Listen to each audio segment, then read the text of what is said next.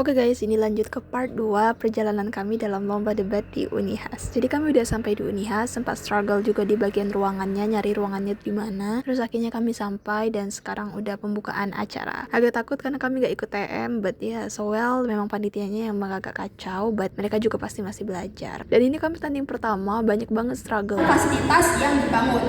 Nah, jadi yang salah di sini bukan adalah tentang bagaimana kita membangun infrastruktur atau tidak, tapi bagaimana pemerintah yang ternyata masyarakatnya belum bisa diintegrasikan ke infrastrukturnya. Pada akhirnya Mosi ini pengen tetap kalau infrastruktur itu tetap harus dibangun, karena pada akhirnya infrastruktur ini akan mempengaruhi sisi psikologi seseorang, dan pada akhirnya kalau kamu ingin jadi manusia yang baik, kamu harus difasilitasi dengan yang baik. Misalnya contoh, kalau misalnya kita mau berdebat, kita pasti dipakai kampus Unihas pastinya yang bagus fasilitasnya, yang jelas ada fasilitasnya, yang terpenuhi semuanya. Kalau misalnya kita debat di tempat hutan misalnya, atau fasilitasnya nggak memadai, misalnya kursinya jelek atau mejanya jelek atau bahkan nggak ada mic, kami rasa itu nggak realistis. Kalau misalnya mereka menjelek-jelekkan dan lebih fokus ke karakter dan menuntut seseorang itu untuk karakter lebih baik, kalau pada akhirnya infrastruktur mereka nggak mendukung, kami rasa itu nggak logis argumentasi mereka. Kedua, infrastruktur itu adalah membangun karakter, bagian dari karakter secara merata dan masif. Pada akhirnya mungkin kami rasa kurang realistis dalam mengimplementasikan hal tersebut, karena mereka belum lihat kalau pada akhirnya karakter manusia itu juga ditentukan dari karakter, infrastruktur, dan prasarananya juga bukan. Ketiga, banyak infrastruktur yang bagus itu walaupun pada akhirnya misalnya cuma sebagai formalitas, itu bukan berarti kita harus berhenti membangun, tapi itu menjadi bagian dari pertumbuhan kita untuk bisa memaksimalkan infrastruktur yang sudah ada untuk membenahi karakter secara lebih sistematik dan masif pada akhirnya. Dan pada akhirnya infrastruktur inilah yang akan menjadi satu-satunya landasan utama, wadah utama agar kita bisa membangun karakter yang lebih baik, bukan? Oke, masuk ke ranah argumentasi kami. Pertama, pemerintah harusnya memprioritaskan pembangunan infrastruktur ketimbang karakter terlebih dahulu. Kenapa kami bilang kayak gitu? Karena satu, pembangunan infrastruktur fisik itu bukan hanya lebih penting, tapi itu merupakan prasyarat utama agar pembangunan karakter generasi muda itu terbangun. Pertama, kita perlu definisi dulu sebagai pemerintah. Pemerintah adalah orang yang menjalankan kebijakan publik demi kesejahteraan rakyat pada akhirnya, bukan? Kedua, memprioritaskan itu artinya sebagai hal utama, baik dari segi anggaran, perhatian, dan kebijakan sekaligus. Ketiga, sudah habis waktunya. Oke, itu dia dari hasil pertandingan pertama. Aku jujur kayak kaget banget karena aku baru ngomong sekitar 3 menit tapi udah di stop gitu loh. Tapi ya sudahlah, ini hasil Siva lagi lanjut. Dewan juri yang terhormat beserta teman bertukar pikiran, sepertinya rekan kita yang di depan bahkan tidak mengerti akan mosi yang kita bahas pada hari ini. Perhatikan mosi yang kita bahas pada hari ini. Kata memprioritaskan itu untuk sesuatu yang bukan berarti kita hilangkan, tapi dari sisi mereka seakan-akan dari tim kami benar-benar menghilangkan pendidikan, padahal bukan begitu. Bahkan dari mosi mereka sudah keliru, Dewan juri terhormat. Yang kedua adalah mengenai pembangunan yang katanya hanya pencitraan. Kata pencitraan itu bisa state-nya banyak. Yang dimaksud dengan pencitraan itu apa? Mereka bahkan gagal dalam memframe kasus mereka sendiri. Yang ketiga, mereka berbicara soal pemerintah itu pemerintah itu tidak akan pernah bisa berlaku adil. Dewan juri terhormat, apabila kita membangun jalan layang, yang akan menggunakannya itu bukan hanya kita yang pemerintah atau bukan hanya orang-orang yang membangun, tapi masyarakat termasuk anak-anak sekolah itu sendiri. Yang ketiga, Dewan juri terhormat, mereka menjelaskan tentang bangunan yang terbengkalai dan tidak berguna. Pada akhirnya mereka gagal juga dalam menjelaskan ini. Kenapa? Karena mereka bahkan tidak menyertakan bukti ataupun data sebelum kami instruksi. Yang keempat, Dewan juri terhormat, mereka bahkan tidak memiliki definisi yang realistis tentang dunia yang mereka bangun. Mereka membangun dunia seakan-akan Indonesia ini sangat kacau mengenai pendidikannya, tapi sangat buruk dalam infrastrukturnya. Lagi-lagi mereka gagal di sini. Mereka bahkan tidak peduli dengan aktor yang ada. Bagaimana dengan orang-orang yang tinggal di daerah pelosok? Mereka tidak peduli dengan itu. Mereka tidak pernah membahas satupun aktor di dalam emosi kita. Yang kelima, Dewan juri terhormat, kami rasa ini tidak adil. Mengapa? Mereka tadi membahas soal korupsi. Namun korupsi terjadi di mana-mana. Kami juga bisa membahas kalau pendidikan karakter di Indonesia ini juga sangat bobrok. Sayang sekali mereka tadi malah memberikan bumerang ke mereka sendiri. Mereka berkata soal Finlandia pendidikannya bagus. Mengapa? Ya karena infrastrukturnya sudah bagus, ekonominya sudah bagus, makanya pendidikan karakter mereka terjalan. Sedangkan real case di Indonesia sendiri, kita masih terbelakang soal pendidikan. Kenapa? Karena ekonomi kita itu belum berputar, Dewan juri terhormat. Dan contoh saja mereka sudah gagal. Lanjut ke argumen kami, selamat datang di ranah argumen kami dari tim debater. Yang pertama adalah mental dan stres. Dewan juri terhormat, bayangkan bila Anda menjadi seorang dosen atau guru atau seorang anak yang masih kelas 1 SD, Anda pergi ke sekolah dengan yang mana motor ini sudah dimodif jadi motor trail. Kenapa? Karena jalan yang dilalui itu sangat becek, penuh dengan hutan-hutan. Kenapa? Karena pemerintah tidak membangun infrastruktur yang desen untuk anak itu bisa bersekolah. Ketika Anda sampai ke sekolah untuk mengajar, ketika Anda sampai ke sekolah untuk dididik, tiba-tiba bangku yang Anda pakai itu tiba-tiba runtuh karena dia sudah rapuh, karena fasilitas sekolah itu tidak diperdulikan. Dari sini saja untuk membangun pendidikan karakter kita itu butuh fasilitas yang jelas. Jadi pendidikan karakter itu dibangun dari fasilitas, bukan dari diri kita terlebih dahulu. Dia terhormat. Mereka bahkan berkata soal infrastruktur itu bisa mempengaruhi karakter loh. Tidak. Jika Anda membangun jalan tol, di bawah jalan tol itu ada anak yang tawuran. Ngakak banget ini polisi, Pak, udah kayak capek banget. Kami mengamini bahwa karakter adalah hal yang penting untuk membangun suatu negara, tapi mana yang harus kita prioritaskan, itu yang sedang kita perdebatkan. Namun dari sisi government mereka tidak membawa, dan bagaimana mereka seperti seolah-olah terus menjelek-jelekkan infrastruktur. Tidak ada poin dari baik pembicaraan pertama, kedua, bahkan ketiga, tidak ada sedikit pun yang membawa bagaimana infrastruktur itu juga bisa menjadi bagaimana infrastruktur itu juga bisa untuk membangun sebuah bangsa.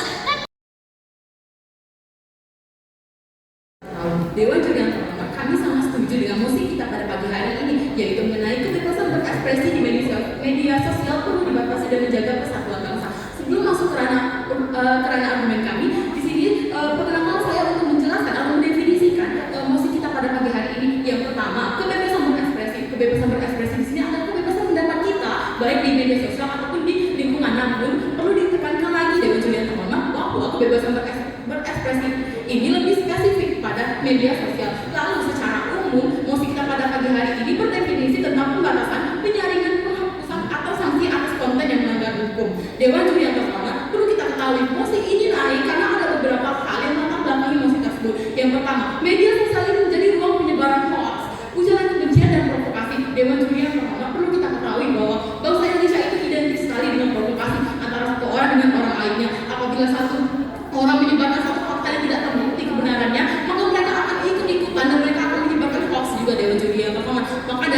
Maka dari itulah kita perlu pidato saya kembali dalam hitungan 3, 2, 1. Perlu kita ketahui bersama Dewan Juri yang terhormat bahwasanya kunci dari perdebatan itu adalah mendengar. Sedari tadi rekan-rekan kami tidak mendengar bahwasanya rekan pertama kami telah mengatakan bahwa memberikan limitasi terkait perdebatan kita pada pagi hari ini, yaitu kami melimitasi bahwasanya konten yang dibatasi ini adalah konten yang mengandung unsur hoax, provokasi, dan sara, bukan seperti yang mereka katakan yang mengandung informasi, organisasi, dan sebagainya. Ketika kami mengatakan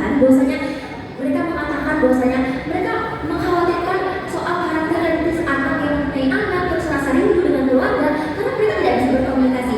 Namun Dewan Juri yang terhormat sadarilah bahwasanya bukan hal tersebut yang kami batasi, tetapi kami tidak membatasi komunikasi antar keluarga. Kami hanya membatasi bagaimana konten-konten isu seperti penyebaran hoax, sara, dan ujaran kebencian yang mempunyai dampak sangat buruk di Dewan Juri yang terhormat di sisi kami. Mereka gagal untuk memahami konten mosi dan limitasi yang telah diberikan oleh sisi kami Dewan Juri yang terhormat.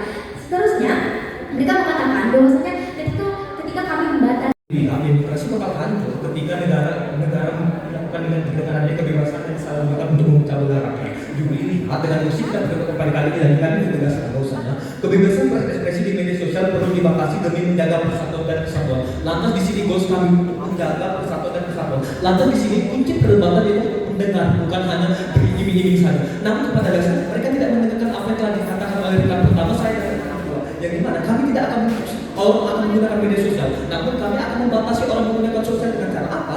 Kami akan membatasi dengan adanya itu dengan sara, hoax, provokasi dan ujaran kebencian. Lantas hal ini mereka tidak bisa menggunakan media sosial, tapi dengan tanda kutip sara, hoax, ujaran kebencian itu akan dihapuskan dan akan dibatasi di sisi kami. Lantas dengan cara apa kami akan membatasi? Lihat ini, kami akan memberikan yang memegang lembaga pembatasan ini dengan memegang lembaga independen.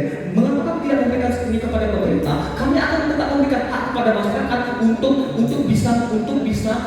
Ini bagian pertandingan kami selanjutnya, dan ini kami isoma terus ngobrol sama anak Semanda juga tentang struggle-nya panitia itu gimana. Terus ini kita udah mulai persiapan untuk persiapan semifinal, tapi udah capek banget, timku juga udah lepar banget di sini. Definisi tidur di tengah perdebatan. Dunia di sana sibuk banget. Tepar, cok. Gila sih. Guys, jadi kita lagi case building, tapi di tengah perdebatan sumpah kayak pusing banget. Look at this.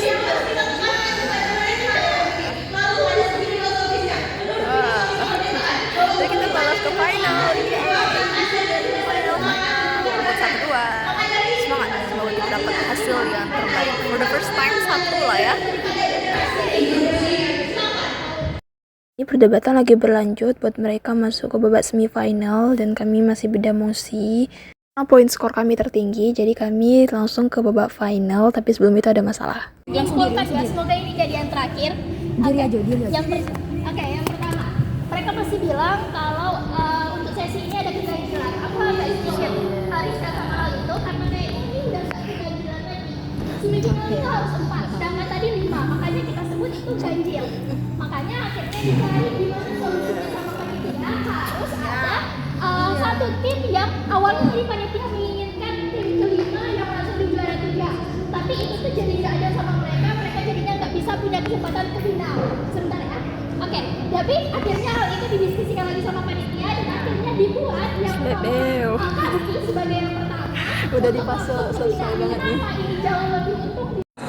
Para pemuda ini adalah aktor yang memiliki kredibilitas yang tinggi di mata masyarakat, karena stigma masyarakat yang tinggi terhadap stigma mereka. Pemuda ini adalah orang yang akan menginspirasi saya.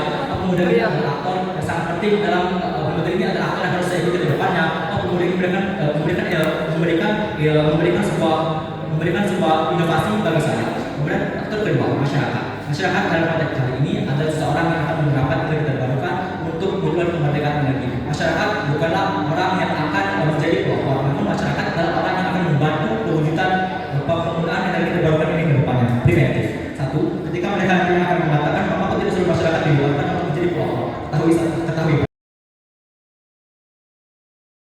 Hukum dan rasa nasionalisme warga negara. Keempat, perguruan tinggi adalah semua universitas, institut, akademik negeri, bahkan swasta misalnya. Pertama, masuk ke latar belakang. Juri, perguruan tinggi itu merupakan pabrik calon pemimpin bangsa yang di sini ada ancaman terhadap negara kini yang bukan hanya sebagai perang fisik, tapi juga perang ideologi, radikalisme, dan disinformasi serta degradasi moral. Kami sadar banyak kasus generasi muda yang terpapar radikalisme dan polarisasi politik. Ketiga, motif pemerintah ingin mengubah bela negara ini menjadi mindset yang jauh lebih dari bukan mindset yang permanen, bukan kegiatan yang secara seremonial. Mosi ini muncul karena pada akhirnya ada lonjakan konten radikal dan intoleransi di media sosial dengan target utamanya itu adalah mahasiswa. Banyak penelitian yang menunjukkan bahwa penurunan rasa nasionalisme itu banyak tinggi. Kalau mereka terpecah ideologinya, sekarang Indonesia itu bisa berbuat secara politik. Artinya, perguruan tinggi itu tidak berakhir.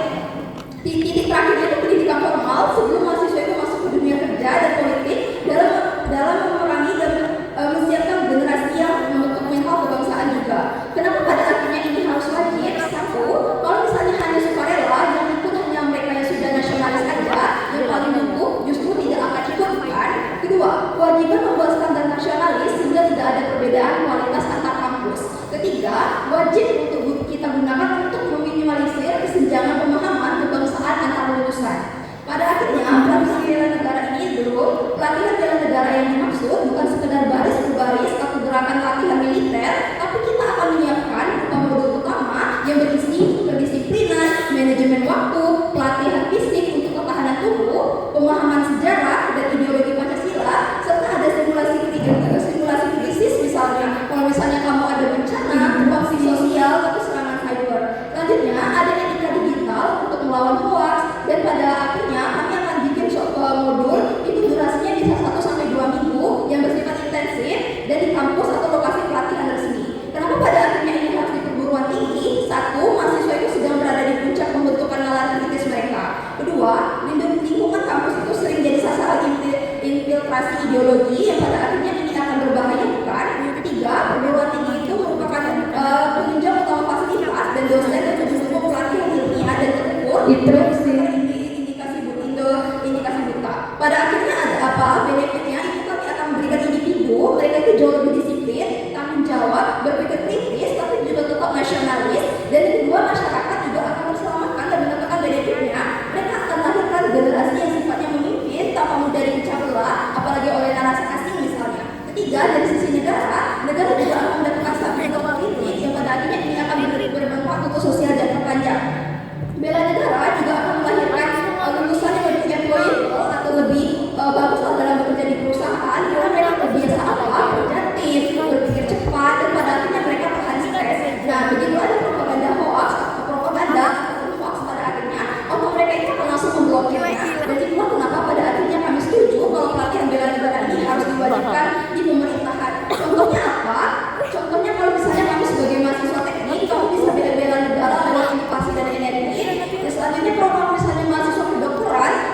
Ini kami udah tanding di babak final dan ya I'm doing so well dan setenang mungkin karena udah pada capek.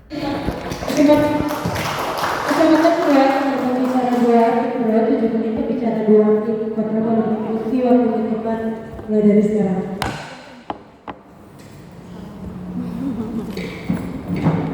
Baik, Dewan Jatuh kepada teman-teman bertukar pikiran sekalian. Rasa-rasanya argumen yang mereka itu tidak punya campak karena mereka memiliki banyak sekali ukuran. Yang pertama adalah mereka salah konteks. Mereka mengira menggunakan beasiswa padahal seperti kita ketahui alokasi beasiswa itu tidak ada satu pautnya sama sekali dengan yang namanya bela negara. Apabila kalian ingin mengkompensasi sesuatu yang berhubungan dengan bela negara, bukan beasiswa. Yang kedua adalah mereka selalu fokus pada bela negara ini bagaimana regulasinya, tapi mereka tidak mereka berkata kalau kami bahkan tidak punya regulasi, padahal kami sudah menjelaskan regulasinya. Mereka bilang apabila bela negara ini tidak akan bisa terregulasi dengan benar apabila itu hanya berjalan selama 2 minggu. Padahal kami sudah menjelaskan apabila selama 2 minggu itu kami tidak akan hanya berdiri sebagai guru dan menjelaskan Pancasila, tidak. Kami akan mendata mereka sesuai dengan jurusan mereka, sesuai dengan ability mereka. Misalnya mereka adalah anak kedokteran, kami akan memberikan metode untuk anak kedokteran. Bagaimana caranya mereka bisa memframing dirinya sendiri untuk turun terjun ke lapangan. Yang ketiga adalah mereka sangat terpaku dengan yang namanya ekonomi dan juga mentalitas seseorang. Mereka selalu berputar di dua hal ini seperti mereka tidak tahu ingin membahas hal apa lagi. Padahal seperti yang kita ketahui, bela negara itu tidak stagnan hanya ada di ekonomi, tidak hanya stagnan di mental. Yang keempat adalah ini adalah hal yang paling lucu.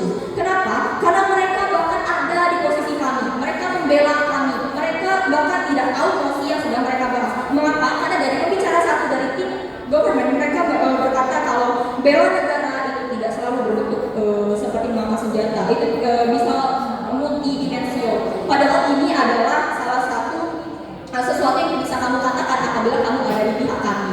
Lagi Dewan yang hormat, kami akan menyampaikan urgensi dari mosi ini. Kenapa mosi ini urgent? Karena seperti kita ketahui, mosi ini lahir itu dikarenakan ada sesuatu yang sangat urgent. Saya sudah menjelaskan dan ada suatu reason yang sangat kuat itu kenapa mosi ini terbentuk. Yang pertama adalah kita sebagai negara Indonesia kita memiliki 4 masalah terbesar. Yang pertama digital problem. Kita tahu media sosial dikuasai oleh siapa? Amerika, Cina. Kita sebagai Indonesia kita tidak memiliki platform besar yang kelas sehingga algoritma yang disusun oleh orang-orang yang menciptakan media sosial ini mendorong cara pikir kita. Bagaimana caranya kita berpikir, bagaimana cara kita memiliki, bagaimana cara kita peka akan budaya kita, bagaimana cara kita memandang politik kita.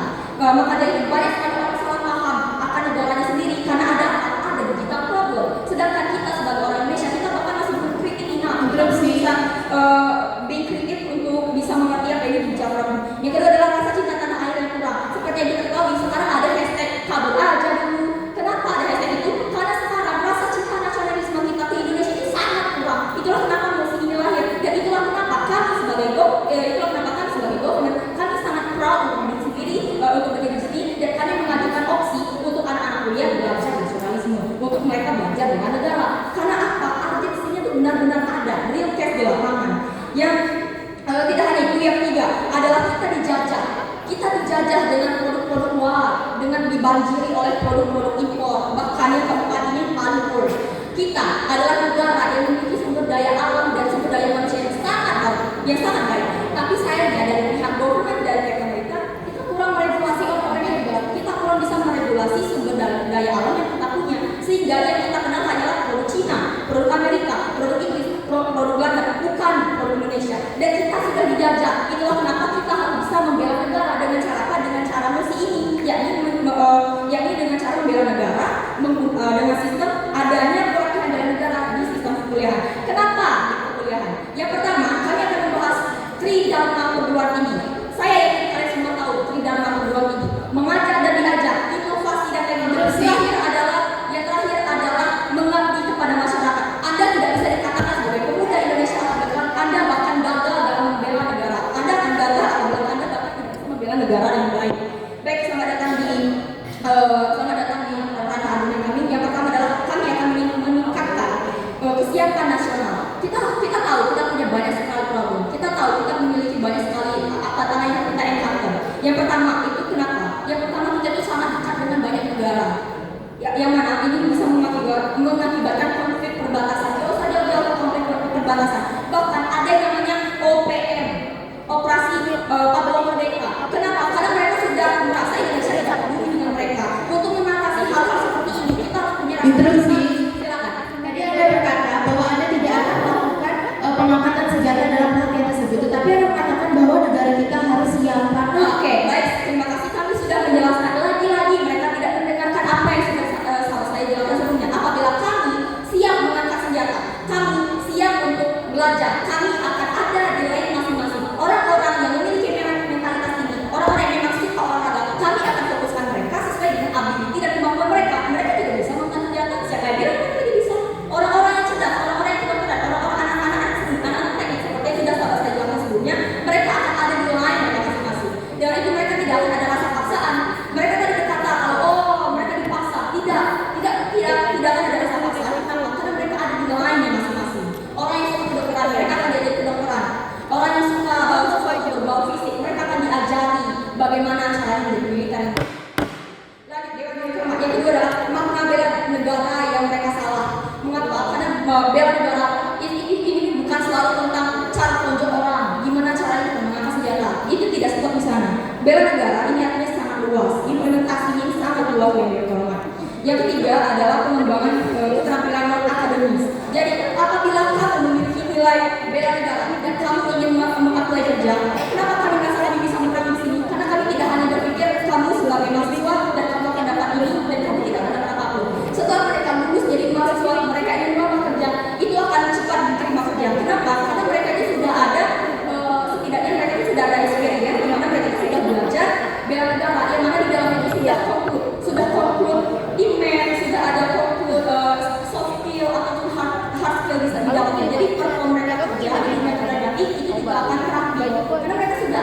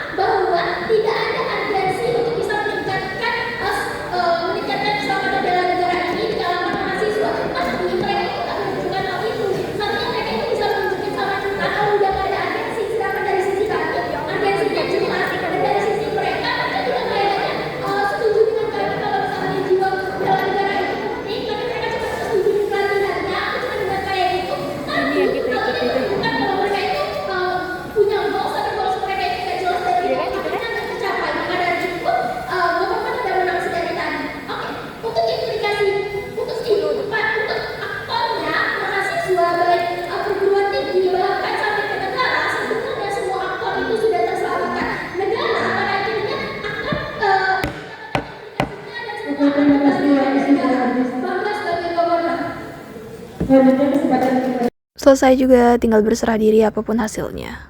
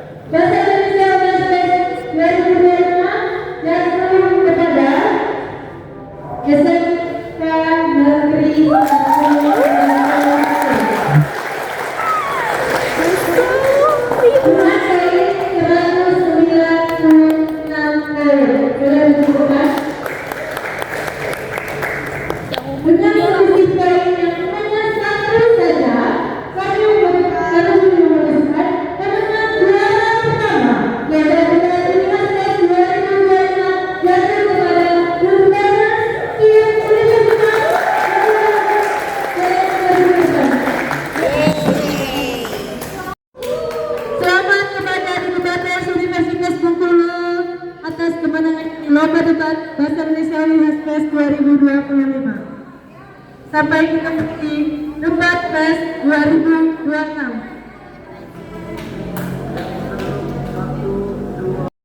Alhamdulillah guys, dengan kerja keras kami, struggle-nya di awal, dramanya juga banyak, kayak nggak ikut TM, jalan orang dalam, daftar, but ya we doing so well. Dan bener sih, kalau kita berserah diri dengan apapun hasil dan rencana dari Allah, itu bener-bener kayak ya udah bagus semua hasilnya. I never believe that aku bisa dan tim bisa dapat juara 1, which mean it's really good for us. Thank you for the opportunity. Jadi Amuralat beli sabun 7.400 beli stilus pen. Anjir, Ami udah nyangkut. Coba rekam ininya. Kita lagi ngitung dulu ya, Kak. Guys, tebak. Bu, dari amplopnya, dari amplop apa sih? Mana amplopnya tadi? Wow. Itu lagi.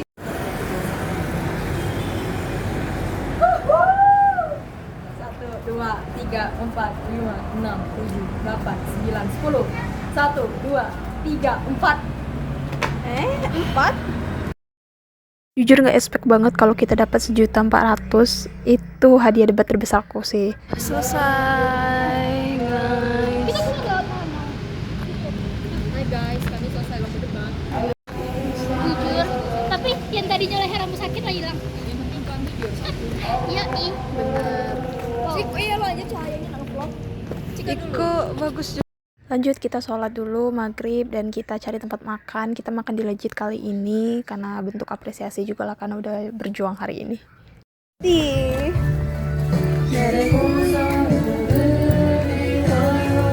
Soalnya akhir-akhir ini aku lagi denger lagu ini guys.